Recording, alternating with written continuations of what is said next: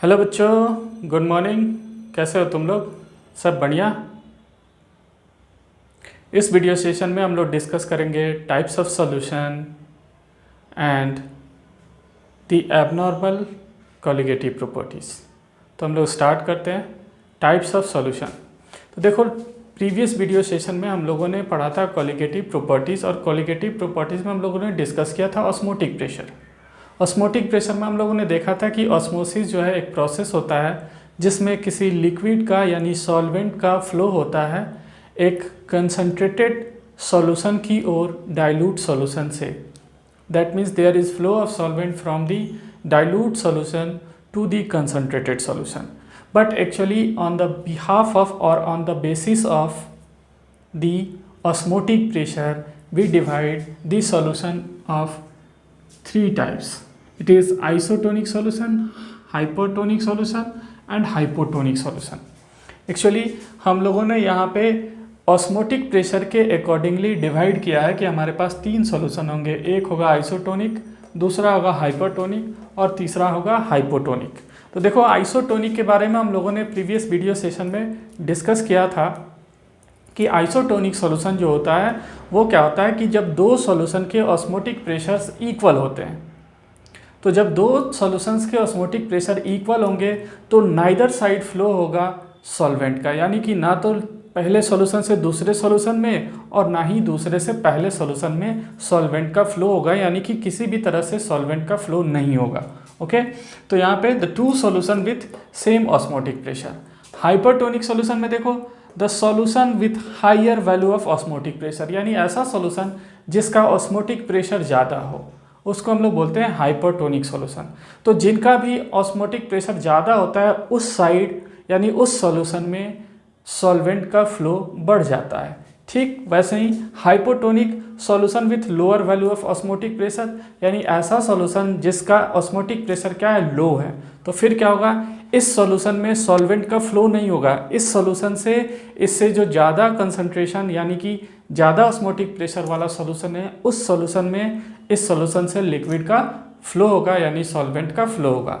अब एक एग्जांपल देखो, 0.91% NaCl प्योर NaCl सॉल्यूशन को कंसिडर किया गया है कि ये हमारे RBC के क्या है, आइसोटोनिक है, यानी कि इसका ऑस्मोटिक प्रेशर और हमारे RBC यानी कि हमारे ब्लड कर्पसल्स का, रेड ब्लड कर्पसल्स का जो ऑस्मोटिक प्रेशर है दोनों का लगभग सेम होता है। तो अगर हम लोग एक आइसोटोनिक सॉल्यूशन में RBC को रखें तो फिर क्या होगा, RBC से सॉल्वेंट का फ्लो नहीं होगा और ना ही वो सॉल्यूशन से सॉल्वेंट को ऑस्मोसिस के थ्रू एब्जॉर्ब करेगा या फिर उसको गेन करेगा। ओके, तो यहाँ पे कह रहा है 0.91% solution of pure NaCl is isotonic with human RBC, यानी कि अगर आपने इस तरह का सॉल्यूशन बनाया, एक्चुअली ये मास बाई वॉल्यूम सॉल्यूशन होगा। अगर आपने ये सॉल्यूशन प्रिपेयर किया प्योर NaCl का तो वो RBC के साथ आइसोटोनिक होगा, और इस कंडीशन में there is no change in shape of RBC, यानी RBC में कोई चेंज नहीं होगा। यानी RBC ना तो वाटर और सॉल्वेंट को लूज करेगा और ना ही ये सॉल्वेंट को एब्जॉर्ब करेगा। ठीक है, नेक्स्ट आते हैं pure solution with more concentration than 0.91% is hypertonic with RBC, यानी अगर आपने सेम NaCl का सॉल्यूशन बनाया जो 0.91% से ज़्यादा है तो फिर अगर आप उसको कंपेयर करेंगे RBC से तो इसका कंसंट्रेशन हाइपरटोनिक हो गया, यानी कहने का मतलब हो गया कि इसका जो ऑस्मोटिक प्रेशर है वो ज़्यादा है। तो अब यहाँ पे ऑस्मोटिक प्रेशर ज़्यादा हो गया, इसमें आपने अगर RBC को रखा तो RBC से प्लाज्मोलाइसिस होने लगेगा। ये आपने बायो में पढ़ा होगा प्लाज्मोलाइसिस। एक्चुअली क्या होता है कि किसी सेल से लिक्विड यानी सॉल्वेंट का फ्लो होने लगता है एक सॉल्यूशन में रखने पे जिसके पास कंसंट्रेशन ज़्यादा होता है, यानी कि जो हाइपरटोनिक होता है। तो इस केस में RBC क्या होने लगेगा, श्रिंक होने लगेगा, क्योंकि धीरे धीरे उसमें के जो सॉल्वेंट अवेलेबल हैं, जो लिक्विड मटेरियल अवेलेबल हैं वो बाहर जा रहे हैं, वो सॉल्यूशन में जा रहे हैं। यहाँ पर आ जाइए, a pure NaCl solution with lower concentration than 0.91%। अगर इस सॉल्यूशन का 0.91% से कंसंट्रेशन लो है तो उस केस में ये आरबीसी के रिस्पेक्ट में हाइपोटोनिक होगा। अगर आपने आरबीसी को इसमें रख दिया तो अब क्या होगा, सॉल्वेंट का फ्लो आरबीसी के अंदर होने लगेगा और आरबीसी धीरे धीरे स्वेल करने लगेगा, यानी इसके शेप में चेंज आएगा। और अगर आपने बहुत देर तक छोड़ दिया तो आरबीसी क्या हो जाएगा, वो ब्रस्ट हो जाएगा, यानी कि वो स्वेल होगा और स्वेल होकर के ब्रस्ट कर जाएगा। ईडिमा क्या हमारा नेक्स्ट टॉपिक है। यहाँ पे हम लोग क्या देखते हैं, when a person take a lot of salt और salty food, water come out from RBC और cell and the retention of H2O takes place in the tissues और in the intercellular space, it is actually due to the osmosis. चलिए होता क्या है कि जैसे मान लो कि हमने सॉल्ट फूड मटेरियल या फिर ऐसा मटेरियल लिया जिसमें सॉल्ट ज़्यादा है, तो वो हम लोग कॉन्स्टेंटली ले रहे हैं, तो धीरे धीरे क्या होता है कि कंसंट्रेशन जो है वो बढ़ता जाता है। और जब कंसंट्रेशन बढ़ेगा तो फिर क्या होता है, सॉल्वेंट का फ्लो बढ़ता है ऑस्मोसिस प्रोसेस के थ्रू। तो जब ऑस्मोसिस प्रोसेस के थ्रू सॉल्वेंट का कंसंट्रेशन फ्लो होने लगता है सॉल्वेंट का, तो जब सॉल्वेंट का फ्लो होता है तो धीरे धीरे क्या होता है, आरबीसी या फिर डिफरेंट सेल्स जो हैं उनसे वाटर लॉस होता है, और वो वाटर लॉस बॉडी से बाहर ना जा कर के वो टिश्यूज़ में या फिर इंटरसेलुलर स्पेस में स्टोर होने लगता है, उनका रिटेंशन होने लगता है, और धीरे धीरे वहाँ पे पफिनेस या फिर स्वेलिंग प्रोड्यूस होता है। इसी कंडीशन को हम लोग बोलते हैं क्या, ईडिमा। ठीक है, तो ये भी हमारा ये भी हमारा प्रोसेस जो है ऑस्मोसिस से ही रिलेटेड होता है। ओके, अब देखते हैं हमारा नेक्स्ट टॉपिक है, और ये है abnormal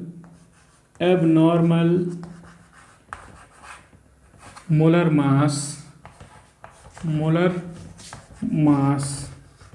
rather abnormal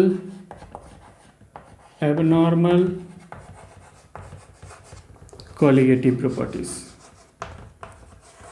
abnormal colligative properties। तो देखो अभी तक हम लोगों ने जो कॉलिगेटिव प्रॉपर्टीज़ में सीखा है वो क्या सीखा है, colligative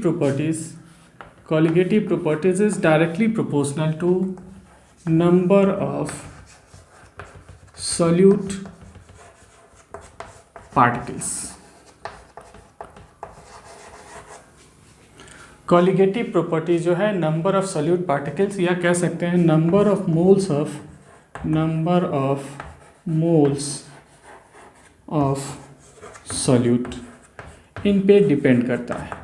it do not depends on the nature of the solute। इससे सॉल्यूट के नेचर से कोई मतलब नहीं है, ये डिपेंड करता है किस पे, colligative properties depends on number of moles of solute particles. अब यहाँ पे कंडीशन आता है कि अगर हम लोग इस मेथड से देखें तो हम लोग देख सकते हैं कि number of solute particles actually ये रिलेटेड होता है किससे, तो 1 molar mass of the solute. That means the colligative properties is inversely related with the molar mass of the solute। यानी यहाँ जो हमारा colligative properties है ये इन्वर्सली रिलेटेड है मोलर मास से। तो अब इन दोनों से हम लोग देखें तो हम लोग जब कैलकुलेट करेंगे मॉलिक्यूलर मास को, तो हम लोगों को colligative property से, यानी कि relative lowering of vapour pressure से, या फिर एलिवेशन इन बॉइलिंग पॉइंट से, या फिर डिप्रेशन इन फ्रीजिंग पॉइंट से, या फिर ऑस्मोटिक प्रेशर से, अगर हम लोग मोलर मास या फिर number of moles of solute particles find करते हैं तो उसके अकॉर्डिंग हमारा कॉलिगेटिव प्रॉपर्टी से हम लोग इनको कैलकुलेट कर सकते हैं। ठीक है, अब प्रॉब्लम ये आता है कि कुछ ऐसे सॉल्यूट्स हैं जो सॉल्यूशन में जाने के बाद डिसोसिएट हो जाते हैं, यानी कि उनके नंबर ऑफ पार्टिकल्स अलग हो जाते हैं। जैसे हम लोग एक एग्जांपल लें, NaCl। अब NaCl को आपने क्या किया, एक बार सॉल्यूशन में डिसॉल्व किया और ये क्या हो गया, डिसोसिएट हो गया Na+ एंड Cl- में। तो आपने क्या किया, आपने तो 1 मोल डाला NaCl। अब आपको तो ये पता नहीं है कि सॉल्यूशन में NaCl डिसॉल्व हुआ और NaCl क्या हो गया, तो ये Na+ यानी कि डिसोसिएट हो गया। अब हमारा कोलिगेटिव प्रॉपर्टीज NaCl पे तो डिपेंड करेगा नहीं, ये तो डिपेंड करता है किस पे, नंबर ऑफ मोल्स पे। तो आपने डिसॉल्व किया 1 मोल और आपके सॉल्यूशन में कितने हो गए, तो ये दोनों मिलकर के हो गए 2 मोल। अब आप इसके थ्रू क्या कर रहे हैं, कॉलिगेटिव प्रॉपर्टीज़ को फाइंड कर रहे हैं, यानी कि आपने कैलकुलेट किया कॉलिगेटिव प्रॉपर्टीज़, और जब आप इन दोनों मॉलिक्यूल्स को फाइंड करने जा रहे हैं, यानी कि आपको एक्चुअली क्या है कि आपने इस मेथड के थ्रू इस NaCl के वन सिंगल मॉलिक्यूल्स के थ्रू आपने कॉलिगेटिव प्रॉपर्टीज़ को सेलेक्ट किया और कैलकुलेट किया, जैसे आप ऑस्मोटिक प्रेशर फाइंड किए या फिर आपने क्या किया, मोलर मास कैलकुलेट कर लिया। ठीक है, अब क्या होता है कि आपका जो फ्रेंड है वो क्या करता है, वो एक्सपेरिमेंट के थ्रू जाता है। अब वो क्या करता है, एक्सपेरिमेंट करता है, और जब वो एक्सपेरिमेंट करता है तो वो देखता है कि आपने जो कॉलिगेटिव प्रॉपर्टीज़ कैलकुलेट किया था उससे उसका colligative properties, for example osmotic pressure यहाँ पे कह दीजिए कैलकुलेटेड, और यहाँ पे आपने एक्सपेरिमेंट के थ्रू ऑब्जर्व किया, तो यहाँ पे कह दीजिए कि ये क्या है, ऑब्जर्व्ड है। तो आपने दोनों ही कंडीशन में क्या किया, फाइंड किया। तो अब आपका कॉलिगेटिव प्रॉपर्टी जो फाइंड किया और आपके फ्रेंड ने जो फाइंड किया वो दोनों क्या होगा, डिफरेंट होगा। इसी को हम लोग बोलते हैं एबनॉर्मल कॉलिगेटिव प्रॉपर्टीज, यानी कि जो actual colligative properties calculated value है वो क्या हो रहा है, जब हम लोग एक्सपेरिमेंट के थ्रू उस वैल्यू को फाइंड कर रहे हैं तो उनमें और इनमें डिफरेंसेस आ रहे हैं। तो पहला केस क्या हो गया कि आपने 1 मोल लिया और आपको नंबर ऑफ सोल्यूट पार्टिकल्स क्या हो गए, 2 मोल मिल गए, यानी कि आपने इनको डिसॉल्व किया 1 और मिला 2, तो आपने यहाँ जो कॉलिगेटिव प्रॉपर्टीज़ कैलकुलेट किया और यहाँ जो कॉलिगेटिव प्रॉपर्टीज़ कैलकुलेट किया, इन दोनों में क्या आ गया, डिफरेंस आ गया। इसी कॉलिगेटिव प्रॉपर्टीज़ को, इसी नेचर को हम लोग क्या बोल देते हैं, एबनॉर्मल। यानी कि आपने पहले जो मॉलिक्यूलर मास कैलकुलेट करेंगे वो दूसरे वाले जो एक्सपेरिमेंट के थ्रू मॉलिक्यूलर मास कैलकुलेट करेंगे उनमें क्या आएगा, डिफरेंस। एक दूसरा एग्जांपल देखिए, अगर मान लीजिए कि आपने क्या किया, एक मॉलिक्यूल, यह आपको इथानोइक एसिड है, इथानोइक एसिड को आपने क्या किया, एक ऑर्गेनिक सॉल्वेंट में डिसॉल्व किया। जब आप इसको ऑर्गेनिक सॉल्वेंट में डिसॉल्व करते हैं तो क्या होता है, इसके 2 मोल्स आपस में कंबाइंड होकर के एक सिंगल मोल्स में कन्वर्ट हो जाते हैं, एक सिंगल मॉलिक्यूल में कन्वर्ट हो जाते हैं, यानी कि ये क्या हो गए, डाइमेराइज हो गए। यानी कि आपने डिसॉल्व किया 2 और मिल गया 1। ऐसे समझिए, मान लीजिए कि आपने क्या किया, आप मार्केट गए और आपने लड्डू खरीदा, आपके पास कितने हैं, 4 है, नंबर ऑफ लड्डूज 4, और अल्टीमेटली क्या हुआ कि आप जा करके इसको और घर में रखते हैं, और फिर क्या होता है कि आपका जो छोटा भाई है वो आता है और इनको एक साथ मिक्स कर देता है और एक बड़ा सा लड्डू बना देता है। ठीक है, अब क्या हुआ, आप तो कैलकुलेट किए थे, आपको कैलकुलेटेड है कि हमारे पास तो 4 है, लेकिन जब जा करके आप एक्सपेरिमेंटली वेरीफाई करेंगे, इसको खुद से देखेंगे, तब तो पता चलेगा कि आपने 1 ही बनाया, यानी कि ये टोटल मिल करके 1 हो गया। तो यहाँ भी कुछ वैसे ही हो रहा है, आपने तो डिसॉल्व किया 2, लेकिन क्या हुआ कि सॉल्यूशन में ये जा करके सिंगल हो गया। तो अब क्या होगा, अब कॉलिगेटिव प्रॉपर्टीज़ जो आप कैलकुलेट करेंगे वो, और एक्सपेरिमेंट के थ्रू जो फाइंड करेंगे कॉलिगेटिव प्रॉपर्टीज़, वो इन दोनों में डिफरेंसेस आएंगे। इन्हीं को बोलते हैं हम लोग क्या, एबनॉर्मल कॉलिगेटिव प्रॉपर्टीज़। और इससे आप जब मॉलिक्यूलर मास कैलकुलेट करेंगे, जो आपने इस मेथड के थ्रू कैलकुलेट किया, जो आपने नंबर ऑफ पार्टिकल्स डिसॉल्व किया है उसके अकॉर्डिंग करेंगे, यानी आपका जो कॉलिगेटिव प्रॉपर्टीज़ कैलकुलेटेड होगा या नॉर्मल होगा वो अब डिफरेंट आएगा, किससे, जो आपने एक्सपेरिमेंट के थ्रू करेंगे, एक्सपेरिमेंटल वैल्यू से। तो अब यहाँ पे दोनों के बीच डिफरेंसेस आने लगते हैं, तो इसी को हम लोग बोलते हैं एबनॉर्मल कॉलिगेटिव प्रॉपर्टीज़। और जब कॉलिगेटिव प्रॉपर्टीज़ में एबनॉर्मलिटी आएगा तो फिर molar mass of the solute वो भी चेंज करेगा। ठीक है, और तब इन दोनों में डिफरेंसेस आते हैं। तो यहाँ मेन बेसिक कॉन्सेप्ट यही है कि जैसे ही हम लोग नंबर ऑफ पार्टिकल्स को डिसॉल्व करते हैं, अगर वो एसोसिएशन या फिर डिसोसिएशन में जाता है तो फिर हमारे कॉलिगेटिव प्रॉपर्टीज़ के एक्चुअल वैल्यू जो आ रहे हैं, यानी कैलकुलेटेड वैल्यू जो आ रहे हैं, वो एक्सपेरिमेंटल वैल्यू से डिफरेंट होने लगेंगे, और तब हम लोग इसको बोलते हैं कि ये क्या है, एबनॉर्मल कॉलिगेटिव प्रॉपर्टीज़ है। तो अगर आपने कैलकुलेट किया मोलर मास सॉल्यूट का डायरेक्टली थ्योरेटिकल वैल्यू से, और फिर आपने कैलकुलेट किया मोलर मास किससे, एक्सपेरिमेंट के थ्रू, एक्सपेरिमेंटल वैल्यू से, तो इन दोनों में डिफरेंस आता है और यहाँ से आपका एबनॉर्मल मास जो होगा वो भी डिफरेंट होगा किससे, कैलकुलेटेड मोलर मास से।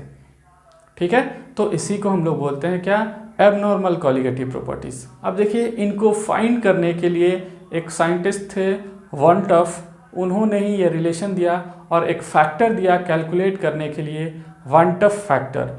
तो हम लोग आते हैं वन टफ फैक्टर पे और फिर उसको देखते हैं कि कैसे हम लोग एसोसिएशन के केस में, डिसोसिएशन के केस में कैलकुलेट करेंगे, क्या डिफरेंसेस आ रहे हैं, क्यों नंबर ऑफ सॉल्यूट पार्टिकल्स के अकॉर्डिंग डिफरेंस हो रहा है, चेंज हो रहा है, और कॉलिगेटिव प्रॉपर्टीज में क्या चेंजेस आ रहे हैं। Okay, cause of abnormal colligative properties.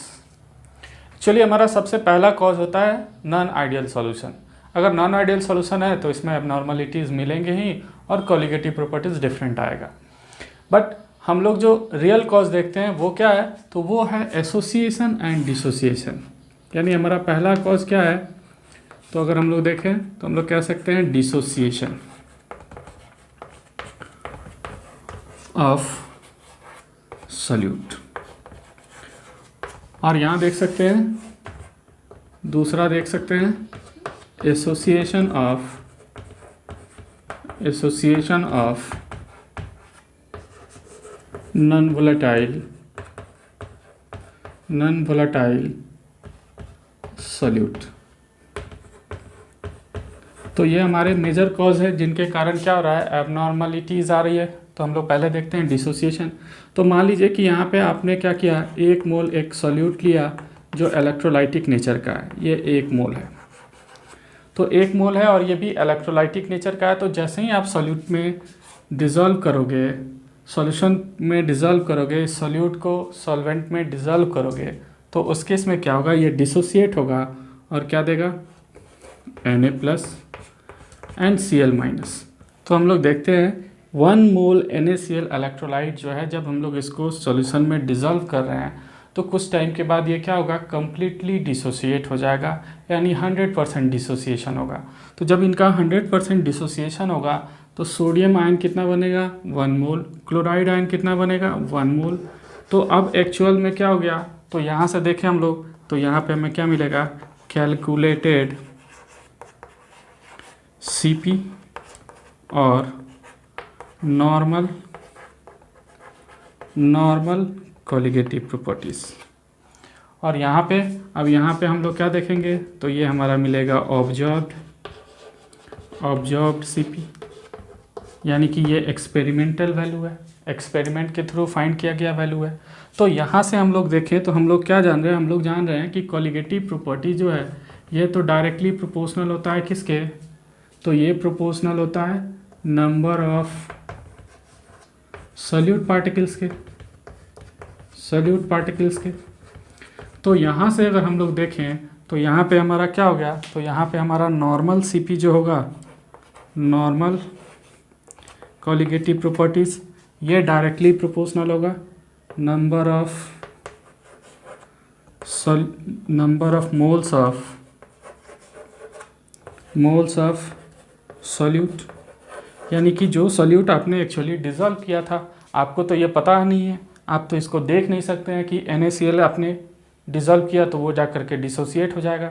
आपने तो जितने नंबर ऑफ मोल्स काउंट किए उतने नंबर ऑफ मोल्स आप कैलकुलेट करोगे, तो यहाँ पे नॉर्मल Cp आएगा। लेकिन आपका फ्रेंड जो है वो ज़्यादा स्मार्ट है, वो क्या कर रहा है, वो थ्योरेटिकली नहीं जा रहा है, वो क्या कर रहा है, एक्सपेरिमेंट कर रहा है, तो एक्सपेरिमेंटली जाएगा। तो अब यहाँ पे उसको क्या मिलेगा, एबनॉर्मल मिलेगा, एबनॉर्मल Cp। और ये क्या होगा, तो ये भी प्रोपोर्शनल होगा number of what, solute particles के। तो अब यहाँ से हम लोग देखें तो डिसोसिएशन में तो नंबर क्या हो जा रहा है, नंबर ऑफ सॉल्यूट पार्टिकल्स बढ़ जा रहा है, यानी कि कॉलिगेटिव प्रॉपर्टीज़ भी क्या होगा, बढ़ेगा। तो यहाँ से हमारा कंक्लूजन क्या निकलेगा, तो यहाँ पे कंक्लूजन निकलेगा normal Cp, normal colligative properties is less than the abnormal colligative properties। And हम लोगों ने रिलेशन देखा है कि कॉलिगेटिव प्रॉपर्टीज जो है वो इन्वर्सली रिलेशन है। Cp is inversely related to what? Molar mass. Molar mass. तो अब यहाँ से हम लोग इनको कोरिलेट करेंगे तो ये क्या देगा? तो अब देगा उल्टा हो जाएगा, उलट जाएगा हमारा रेशियो। तो रेशियो उल्टेगा तो क्या हो जाएगा? Normal molar mass is greater than abnormal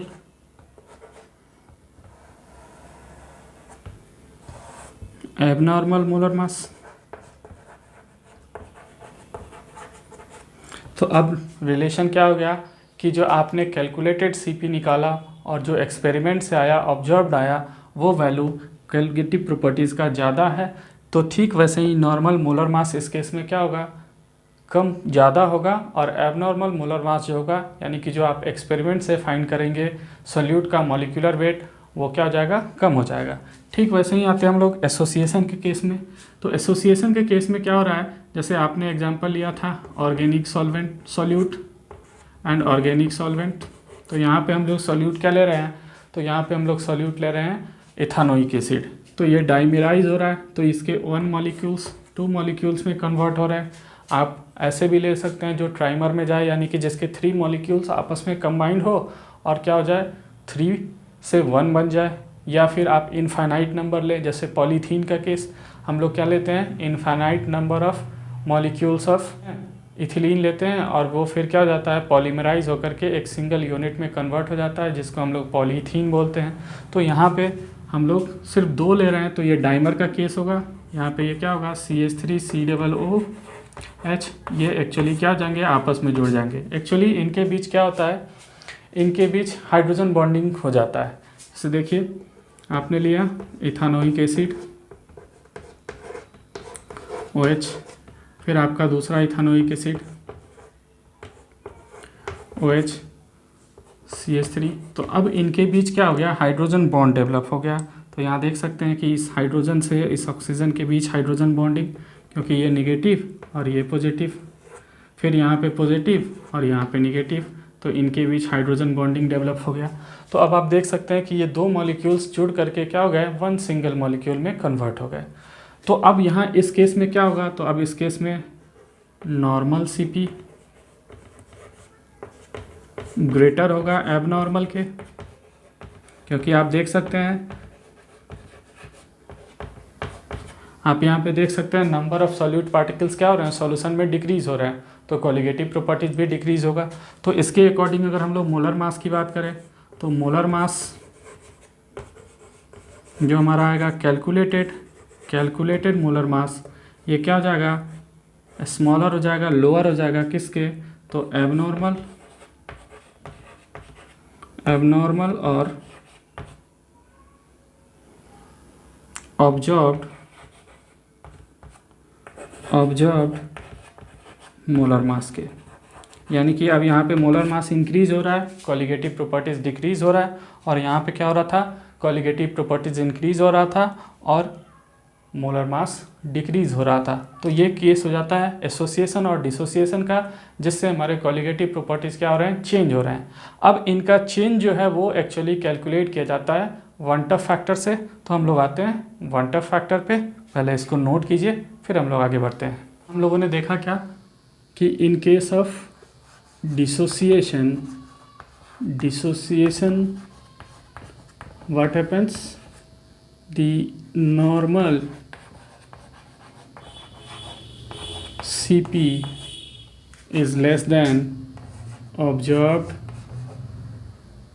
or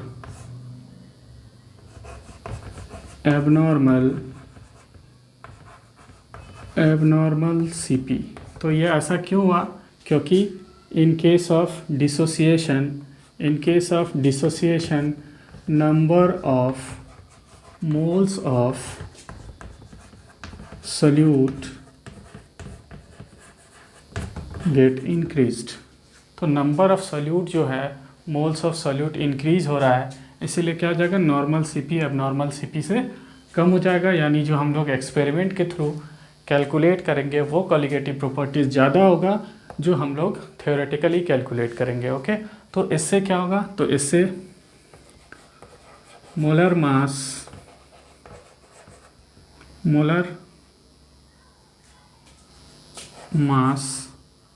चलिए कैलकुलेटेड मोलर मास ये ग्रेटर होगा एबनॉर्मल और ऑब्जर्व्ड मोलर मास। ठीक वैसे ही एसोसिएशन के केस में क्या होगा, in case of association number of moles of solute decreases, and so normal Cp, that is calculated Cp, is greater than observed or abnormal Cp, and so the calculated molar mass is less than the observed molar mass.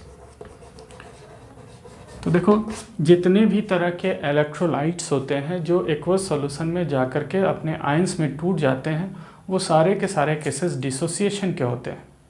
Okay, in case of organic solutes, when they are dissolved in organic solvents or non-polar solvents, at that condition they get associated and form a single unit. If there are two units associate to form a single unit, it is called dimer. If there are three units get associated and form single unit, it is called trimer. Likewise, if lots of units are joined together and form a single unit, then it is polymer। यानी कि ये depend कर रहा है, अगर दो molecule association में जा रहे हैं तो इनको हम लोग डाइमर बोलेंगे, तीन जा रहे हैं तो इनको ट्राइमर बोलेंगे, और तीन से ज़्यादा जा रहे हैं तो इनको हम लोग पॉलीमर बोलेंगे। तो जनरली ऑर्गेनिक सॉल्यूट्स जो होते हैं वो आपको नॉन पोलर सॉल्वेंट्स में या फिर ऑर्गेनिक सॉल्वेंट में डिज़ोल्व होने पे एसोसिएशन में चले जाते हैं, और इससे number of solute particles decrease होता है और इनके प्रॉपर्टीज़ में चेंजेस आते हैं। अब इन चेंजेस को सबसे पहले कैलकुलेट करने के लिए, इनको फाइंड आउट करने के लिए सबसे पहले जो रिलेशन दिया था वो वॉन्टफ ने दिया था, और उन्हीं के नाम पे ये आता है, और इसको हम लोग बोलते हैं van't Hoff factor. It is called van't Hoff factor, और इसको हम लोग डिनोट करते हैं आई से। It is denoted by small letter I, and I, that is Wontoff factor, is related with colligative properties as abnormal Cp upon normal Cp.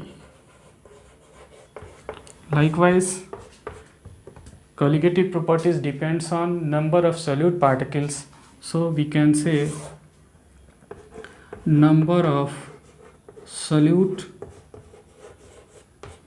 particles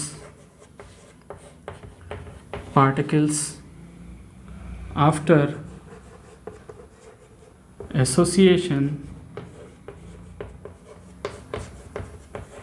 or dissociation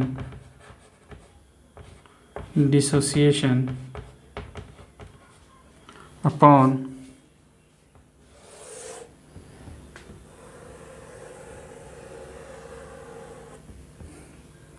number of solute particles before association or dissociation। यानी कि ये actually क्या हो गया, ये ratio हो गया जिससे हम लोग आसानी से कॉलिगेटिव प्रॉपर्टीज़ के चेंजेस जो हैं वो फाइंड कर सकते हैं इनके बिहाफ पे, इनके हेल्प पे। फिर हम लोग यहाँ पे रिलेट कर सकते हैं नॉर्मल कोलिगेटिव प्रॉपर्टीज़, या कोलिगेटिव प्रॉपर्टी जो है ये इन्वर्सली रिलेटेड होता है मोलर मास के। तो यहाँ से हम लोग कह सकते हैं calculated molar mass upon abnormal और ऑब्जर्व्ड मोलर मास। तो ये हमारा इनके बीच रिलेशन हो जाता है। अब आई को हम लोग, एक टर्म होता है अल्फ़ा को हम लोग बोलते हैं डिग्री ऑफ एसोसिएशन और डिग्री ऑफ डिसोसिएशन। तो इनसे कोरिलेट करेंगे और फिर हम लोग कोलिगेटिव प्रॉपर्टीज़ से कोरिलेट करेंगे। तो पहले हम लोग कोलिगेटिव प्रॉपर्टीज़ से कोरिलेट करते हैं, फिर आई को एसोसिएशन और डिसोसिएशन के केस में फाइंड करेंगे डिफरेंट इलेक्ट्रोलाइट्स के लिए और डिफरेंट ऑर्गेनिक मॉलिक्यूल्स के लिए। तो पहले हम लोग आते हैं, तो रिलेशन देखते हैं यहाँ पे। तो देखिए ये रिलेशन है abnormal Cp upon abnormal Cp upon normal Cp, इनका रेशियो है। यानी कि यहाँ पे हम लोग क्या कर सकते हैं, रिलेशन ले सकते हैं। तो हमारे कोलिगेटिव प्रॉपर्टीज़ कौन कौन से हैं, तो relative lowering of vapour pressure, elevation in boiling point, depression in freezing point and osmotic pressures. तो इनके बीच हम लोग रिलेशन निकालें तो हमारा रिलेशन क्या देगा, abnormal relative lowering of vapor pressure is I into normal relative lowering of vapor pressure। तो देखो relative lowering of vapor pressure हमारा आया क्या था, तो यहाँ से हम लोग जानते हैं कि ये क्या हो जाएगा, I into mole fraction of solutes। ऐसे ही हम लोग यहाँ पे ले सकते हैं TB dash upon delta TB equals to I। That means ये क्या हो गया, elevation in boiling point abnormal upon normal elevation in boiling point. तो यहाँ से हम लोग रिलेशन फाइंड करेंगे, abnormal elevation in boiling point is I times the normal elevation in boiling point. और यहाँ से अब ये रिलेशन क्या दे देगा, तो यहाँ से हम लोग इसके जगह पे लिख सकते हैं I into KB into molality of the solution. Likewise हम लोग लिख सकते हैं abnormal depression in freezing point equals to I into KF into M, that is molality of the solution. और ठीक ऐसे ही हम लोग लिख सकते हैं abnormal osmotic pressure equals to I times normal osmotic pressure. और यहाँ से हम लोग इनको कोरिलेट कर सकते हैं, pi equals to that is pi dash equals to I into C into R into T। तो ये हमारा क्या हो गया, abnormal osmotic pressure equals to I the van't Hoff factor into C the concentration of the solution, R the universal gas constant, T the temperature. तो इस तरह से हम लोग सबसे पहले I की वैल्यू फाइंड करेंगे किसी गिवन इलेक्ट्रोलाइट के लिए या फिर ऐसा मॉलिक्यूल जो एसोसिएशन में जा रहा है, और फिर इन वैल्यूज़ में पुट करेंगे जिससे हमारा क्या हो जाएगा, ऑब्जर्व्ड या फिर theoretical value of colligative properties find out हो जाएगा। ठीक है, तो अब आते हैं हम लोग आई को कैलकुलेट कैसे करते हैं एसोसिएशन के केस में और डिसोसिएशन के केस में, ये सीखते हैं। ओके, तो पहले इसको नोट कीजिए, फिर आते हैं हम लोग और इसको आगे कंटिन्यू करते हैं। Want Hoff factor with dissociation, want Hoff factor. तो देखो यहाँ पे हम लोग कंसिडर कर रहे हैं अभी 100% डिसोसिएशन, यानी कि जो भी मॉलिक्यूल है वो कम्प्लीटली डिसोसिएट होगा अपने आयंस में, अपने इलेक्ट्रोलाइट से आयनिक फॉर्म में। जैसे अगर हम लोग लें पहला केस, तो ये हमारा AB टाइप होगा। तो AB टाइप होगा, जैसे हम लोग इसको देखें तो ये क्या हो रहा है, कंप्लीट डिसोसिएशन में जा रहा है। तो ये A+ और B- में डिसोसिएट होगा, ये हमारा फर्स्ट कंडीशन है। तो यहाँ से देखो हम लोगों ने क्या लिया, 1 मोल। तो इनिशियली क्या होगा, ये 0 होंगे आफ्टर डिसोसिएशन और एसोसिएशन। तो यहाँ पे अब क्या हो गया, 100% डिसोसिएशन है। तो 100% है तो अल्फ़ा क्या हो जाएगा 1 हो जाएगा, यानी कि यहाँ से क्या हो जाएगा 1 - 1 यानी 0, और ये कितने हो जाएंगे 1 + 1, यानी ये भी 1 होगा और ये भी 1 होगा, भी ऐड मत कीजिए। तो यहाँ से हम लोग अगर फाइंड करें टोटल, तो टोटल कितने हो जाएंगे आफ्टर डिसोसिएशन, तो टोटल आफ्टर डिसोसिएशन हो जाएगा आपको 1 - 1 + 1 + 1 1 - 1 + 1 + 1, तो ये हमारा टोटल हो गया 2। तो यहाँ से अगर हम लोग आई फाइंड करें तो number of moles after dissociation, तो आफ्टर डिसोसिएशन कितने आ रहे हैं 2 आ रहे हैं, और बिफोर डिसोसिएशन कितना है, तो बिफोर डिसोसिएशन 1 है, तो हमारा आई का वैल्यू क्या हो जाएगा 2 हो जाएगा। तो इसके अकॉर्डिंग क्वालिटेटिव प्रॉपर्टीज़ में चेंजेस आएंगे। फॉर एग्जांपल हम लोग ले सकते हैं NaCl, KCl, CH3, COOH। तो अगर इन सब का 100% डिसोसिएशन होता है तो ये सारे AB टाइप होंगे। फिर हम लोग सेकंड देखते हैं, सेकंड नंबर ये है हमारा AB2 टाइप इलेक्ट्रोलाइट। तो यहाँ पे जो डिसोसिएशन होगा, या आप ये भी ले सकते हैं A2B। तो यहाँ हम लोग देखें तो ये AB2 जो होगा ये डिसोसिएट होगा तो क्या देगा, तो यहाँ भी हम लोग 100% डिसोसिएशन के केस ले रहे हैं, यहाँ भी अल्फ़ा की वैल्यू जो होगी 1 होगी, तो ये डिसोसिएट होगा तो A + 2 एंड 2B-। तो यहाँ से देखिए अगर हम लोग ले इनिशियली तो ये 1 मोल है तो ये 0 0 होंगे। अब जब इसका 100% डिसोसिएशन हो रहा है तो 1 - 1 होगा अल्फ़ा की वैल्यू। तो अब यहाँ से क्या होगा, देखो ये 1 टूट रहा है तो ये कितना बन रहा है 1 बन रहा है, तो 1 होगा। ये यहाँ से 2, तो यहाँ से देखो 1 मोल के डिसोसिएशन से ये 2 बन रहा है तो ये 2 हो जाएगा। तो अब देखें यहाँ पे हमारा आई का वैल्यू, तो आई का वैल्यू क्या हो जाएगा टोटल आफ्टर डिसोसिएशन, तो ये क्या हो गया 1 - 1 + 1 + 2, यानी कि ये हो गया 3। अब यहाँ से हम लोग देखें बिफोर डिसोसिएशन, तो हम लोगों ने बिफोर डिसोसिएशन क्या लिया था 1 लिया था, तो डिवाइड कर देंगे 1 से, तो डिवाइड कर देंगे 1 से, तो ये क्या हो गया रेशियो हो गया बिफोर डिसोसिएशन आफ्टर डिसोसिएशन। तो after dissociation number of moles 3 हो गए और बिफोर डिसोसिएशन 1 था, तो यहाँ से आई की वैल्यू क्या हो जाएगी 3 हो जाएगी। तो नंबर ऑफ सॉल्यूट पार्टिकल्स जो है यहाँ भी इंक्रीज हो रहे हैं। अगर हम लोग नेक्स्ट देखें AB3 टाइप और A3B टाइप, तो यहाँ भी हमें सेम कंडीशन मिलेगा। यहाँ भी हम लोग देखेंगे तो AB3 ये डिसोसिएट होगा, सॉरी 100% डिसोसिएशन है, तो 100 है तो यानी कंप्लीट डिसोसिएशन दिखाएंगे A + 3 एंड 3B-।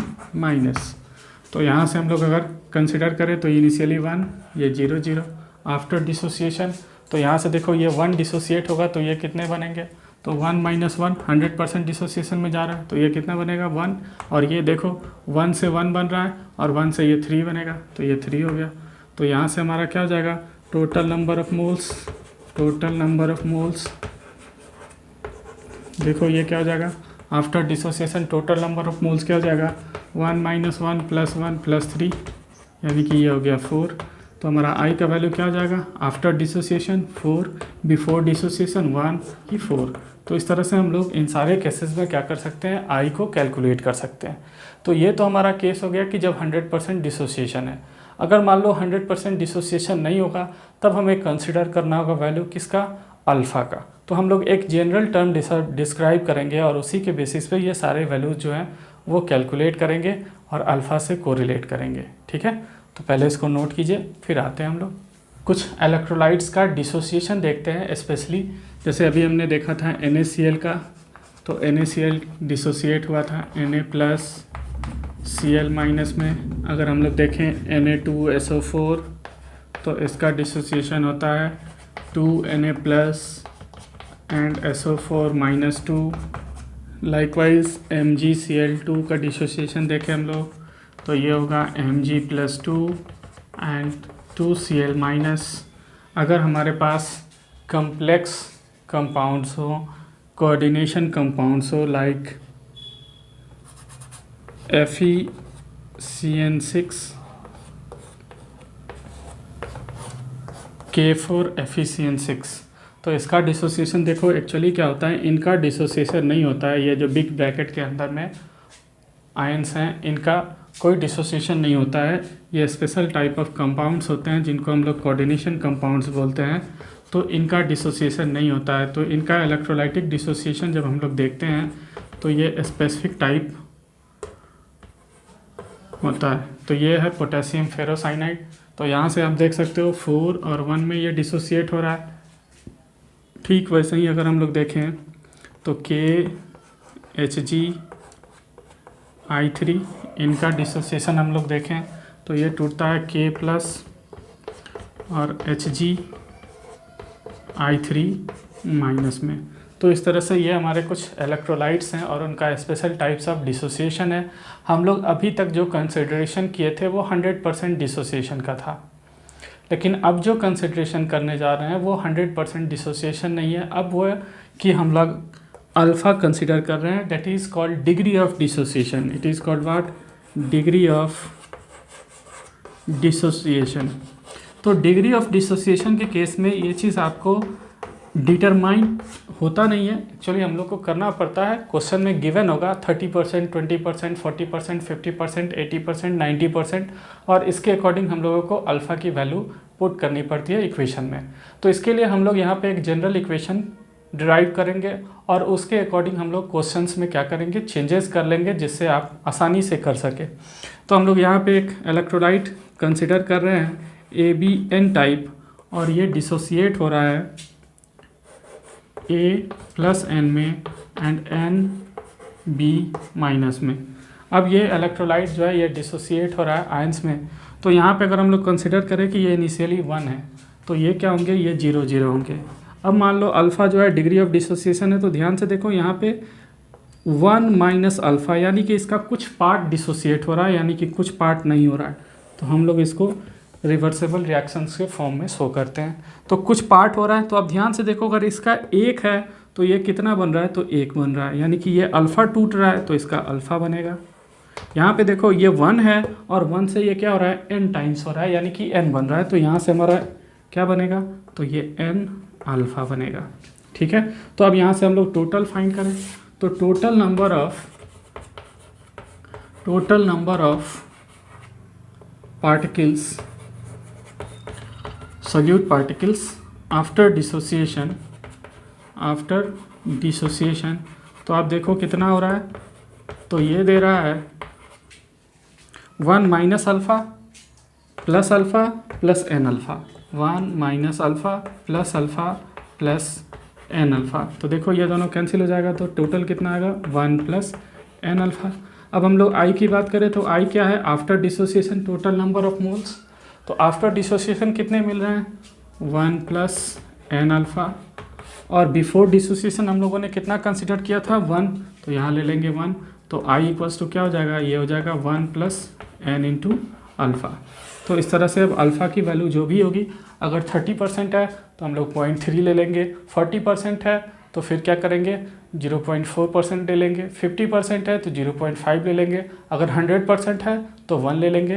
तो इसके अकॉर्डिंग हम लोग अल्फ़ा की वैल्यू यहाँ पे सेलेक्ट करते हैं और इसी से हम लोग क्या करते हैं, अल्फ़ा को फाइंड करते हैं। ठीक है, तो ये हमारा एक रिलेशन हो गया, किसमें, डिग्री ऑफ डिसोसिएशन में और वांट ऑफ फैक्टर में। ठीक है, तो इसको आप नोट कीजिए। फिर हम लोग आते हैं डिग्री ऑफ एसोसिएशन के लिए और इनके बीच रिलेशन फाइंड आउट करते हैं। एसोसिएशन का केस, इट इज़ एसोसिएशन। तो एसोसिएशन में क्या होता है, actually 1 or 2 or more molecules get associated and form a single unit। तो यहाँ हम लोग एक एग्जांपल देखते हैं, जैसे हमारे पास है बेंजोइक एसिड। तो बेंजोइक एसिड के साथ ये क्राइटेरिया होता है कि बेंजोइक एसिड को अगर आप बेंजीन में डिज़ोल्व करेंगे तो इसके 2 यूनिट्स जो हैं आपस में कंबाइंड हो जाते हैं और ये एक सिंगल यूनिट में कन्वर्ट हो जाता है। और यहाँ पे ये एक्चुअली क्या होता है, हाइड्रोजन बॉन्डिंग के थ्रू डाइमेराइज हो जाता है और ये जुड़ जाता है और जुड़ करके एक सिंगल मॉलिक्यूल में कन्वर्ट हो जाता है। तो अब यहाँ से इसके 2 मॉलिक्यूल्स जो हैं ये आपस में जुड़ करके एक सिंगल यूनिट में कन्वर्ट हो जा रहे हैं, आप देख सकते हैं, due to the hydrogen bonding. तो इनके बीच हाइड्रोजन बॉन्डिंग डेवलप हो गया और ये स्ट्रॉन्ग बॉन्ड के थ्रू क्या है, कनेक्टेड है। तो यहाँ से अगर हम लोग बात करें तो इनिशियली हमने 2 लिया और फाइनली हमें कितना मिला, 1 आफ्टर एसोसिएशन। तो I की वैल्यू क्या हो जाएगी, after association number of moles upon the number of moles before association, तो ये 1/2। तो इसके अकॉर्डिंग हम लोगों ने यहाँ पे कंसिडरेशन क्या किया है 100% एसोसिएशन का। लेकिन अगर मान लो कि अल्फ़ा क्वेश्चन में गिवन हो 30%, तो आपको 0.3 लेना होगा अल्फ़ा की वैल्यू, 40% 0.4 लेना होगा, 50% 0.5 लेना होगा। तो अब आपको अल्फ़ा के अकॉर्डिंग जाना होगा। तो अल्फ़ा क्या होता है, ये होता है डिग्री ऑफ एसोसिएशन। तो पहले हम लोगों ने डिग्री ऑफ डिसोसिएशन का केस देखा था, अब देखते हैं डिग्री ऑफ एसोसिएशन का, और इसके साथ रिलेशन किसका, वन टफ फैक्टर का। तो वन टफ फैक्टर का अल्फ़ा के साथ, तो एक हम लोग जनरल इक्वेशन कंसिडर करते हैं कि हमारा एक मॉलिक्यूल है ए, इसके n नंबर जो है, यानी कि n जो है ये पॉलीमराइज होकर के एक सिंगल मॉलिक्यूल AN में कन्वर्ट हो रहा है। तो इनिशियली हम लोग कंसिडर कर रहे हैं कि इसका 1 मोल है, तो ये क्या होगा 0 0। अब मान लो अल्फ़ा जो है डिग्री ऑफ एसोसिएशन है, तो 1 माइनस अल्फ़ा। अब देखो यहाँ ध्यान से, इसके n मिल करके सिंगल का फॉर्मेशन कर रहे हैं, तो इसका अल्फ़ा पार्ट टूटेगा, यानी कि n पार्ट टूट रहा है, तो ये 1 ही बनेगा, यानी कि यहाँ पे हम लोगों को क्या लेना होगा अल्फ़ा बाई n। तो अब हमारा क्या हो गया, तो टोटल आफ्टर एसोसिएशन, तो total number of moles after association, तो देखो अब ये क्या दे रहा है आफ्टर एसोसिएशन, यहाँ से दे रहा है 1 minus alpha plus alpha upon n। और देखो बिफोर कितना लिया था, तो बिफोर तो हम लोगों ने सिंगल 1 मोल लिया था, तो यहाँ से हमारा I क्या हो जाएगा, तो I हो जाएगा number of moles after association upon number of moles before association, यानी 1। और इस तरह से I जो है ये रिलेटेड हो जाएगा 1 minus alpha plus alpha upon n। तो अब इसमें अल्फ़ा की वैल्यू दी है तो I का वैल्यू मिल जाएगा, और अगर I का वैल्यू गिवन है तो अल्फ़ा की वैल्यू मिल जाएगी। तो इस तरह से ये हमारा फाइनल रिलेशन हो गया, I equals to 1 minus alpha plus alpha by n, ये एक रिलेशन हो गया। या तो यहाँ डिग्री ऑफ एसोसिएशन के केस में क्या हो जा रहा है, आई इक्वल्स टू यानी van't Hoff factor equals to 1 minus alpha plus alpha by n। अब यहाँ पे n जो होगा ये आपको नंबर ऑफ, अब मान लो कि डाइमर है तो 2 लेंगे n की वैल्यू, ट्राइमर है तो 3 लेंगे, टेट्रामर है तो 4 लेंगे, पॉलीमर है तो इन्फाइनाइट लेंगे। तो इसके अकॉर्डिंग हम लोग n की वैल्यू लेंगे। अब आ गया अल्फ़ा, तो ये डिग्री ऑफ एसोसिएशन है। अगर ये कहता है 100% तो अल्फ़ा की वैल्यू 1 होगी, अगर कहता है 40% तो अल्फ़ा की वैल्यू 0.4 होगी, अगर कहता है 50% तो 0.5 होगी, 30% 0.3 होगी।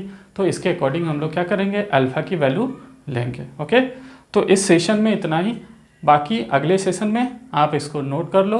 ओके, अगले सेशन में हम लोग इन पे बेस्ड न्यूमेरिकल प्रॉब्लम्स करेंगे, ठीक है, और इसके बारे में डिटेल्स में सीखेंगे।